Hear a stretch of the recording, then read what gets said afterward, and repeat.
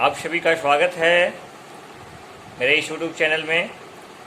प्यारे स्टूडेंट्स, आज हम चर्चा करेंगे यूजी सेमेस्टर 5 के लिए CC 11 के लॉन्ग क्वेश्चन जो महत्वपूर्ण हो सकते हैं आपकी परीक्षा में, उसका हम आज चर्चा करेंगे। प्यारे स्टूडेंट्स, आप सभी जानते हैं कि ये जो पेपर है वो आधुनिक भारत का इतिहास है और इसमें आपको सिलेबस में दिया हुआ है कि भारतीय राष्ट्रीय कांग्रेस से आप पढ़ना स्टार्ट कर दीजिए। तो भारतीय राष्ट्रीय कांग्रेस की स्थापना और उसका क्या उद्देश्य था उसको आप पढ़ लीजिएगा। भारतीय राष्ट्रीय कांग्रेस में उदारवादियों की क्या भूमिका थी उसको आप देख लेंगे। आगे महत्वपूर्ण प्रश्न इसमें बन सकता है कि बंगाल के विभाजन के क्या कारण थे। स्वदेशी आंदोलन पर आप प्रकाश डालें, उस पर एक लेख लिखें, क्या उसके कारण तथा क्या परिणाम हुए स्वदेशी आंदोलन का, उसको आप देख लीजिएगा। उसके बाद जो है सो क्रांतिकारी आंदोलन क्या था, जैसे कुछ जो क्या बोलते हैं, गर्म विचारधारा के जो लोग थे, युवा जो लोग थे, वो हिंसा में विश्वास नहीं करते थे, हिंसा में विश्वास करते थे, वो ईंट का जवाब पत्थर से देना चाहते थे। तो बहुत सारी शुरुआती दौर में समितियों का गठन भी हुआ, अनुशीलन समिति, मित्र मेला समिति, बहुत सारे क्षेत्रों में, चाहे वो बंगाल हो, कुछ महाराष्ट्र में भी युवा लोगों ने इस तरह के एक्टिविटी में शामिल हुए। वो हिंसा का सहारा लेते थे, वो चाहते थे कि हम अंग्रेजों से भीख न मांगे, क्योंकि स्वराज हमारा क्या है, जन्मसिद्ध अधिकार है ना, इसके लिए हम प्रयास करेंगे।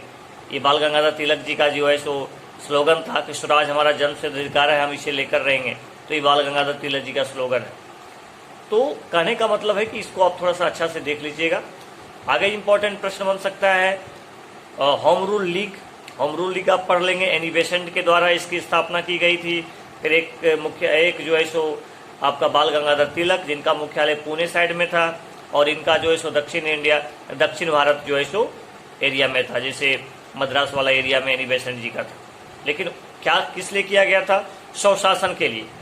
ठीक है, तो इसको देख लेंगे। उसके बाद आपका बन जाता है कि गांधी जी के द्वारा जो आंदोलन किए गए थे, रोलेक्स सत्याग्रह हो, जालियांवाला बाग कांड हो, अशोक आंदोलन हो, ये सब घटनाओं को अब बहुत अच्छे से पढ़ लेंगे। तो रॉलेट एक्ट क्या था, भारत में इसका क्यों विरोध किया गया, क्यों इस तरह का आंदोलन हुआ रॉलेट एक्ट के खिलाफ में, क्या क्या रीजन था। तो रॉलेट एक्ट के प्रावधानों को अब देख लेंगे कि ये कैसा कानून था, इसमें निर्दोष लोगों को फंसाने के लिए साजिश किया गया था, है ना, और इसे काला कानून कहा गया।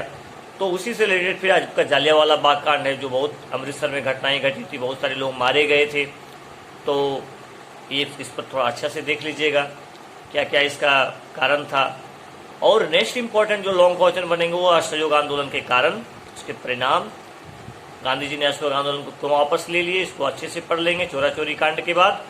और खिलाफत आंदोलन पर आपको लिखने के लिए आ सकता है, खिलाफत आंदोलन के क्या कारण थे भारत में, इसको आप पढ़ लेंगे।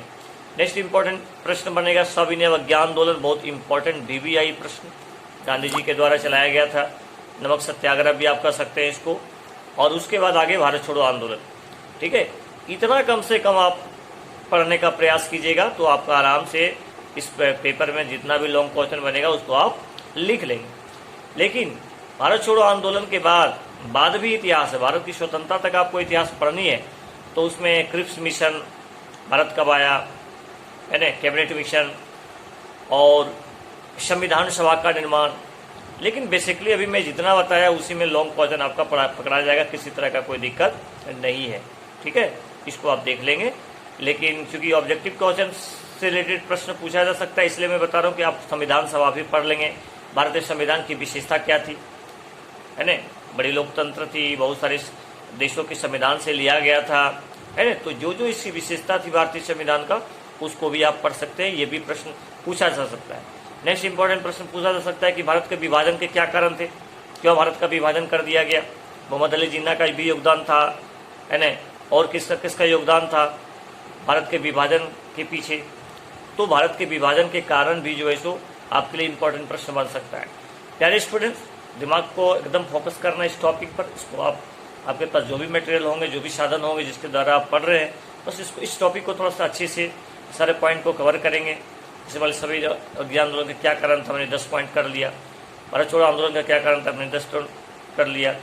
ठीक है, अशोक आंदोलन के क्या कारण था, उसका पॉइंट दिमाग में बैठा लिए।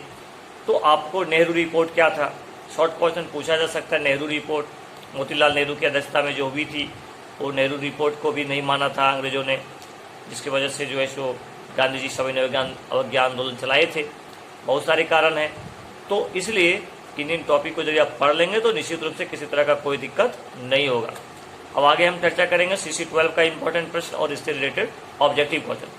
सभी लोग लाइक कीजिएगा, सब्सक्राइब कीजिएगा और शेयर कीजिएगा। बहुत बहुत धन्यवाद।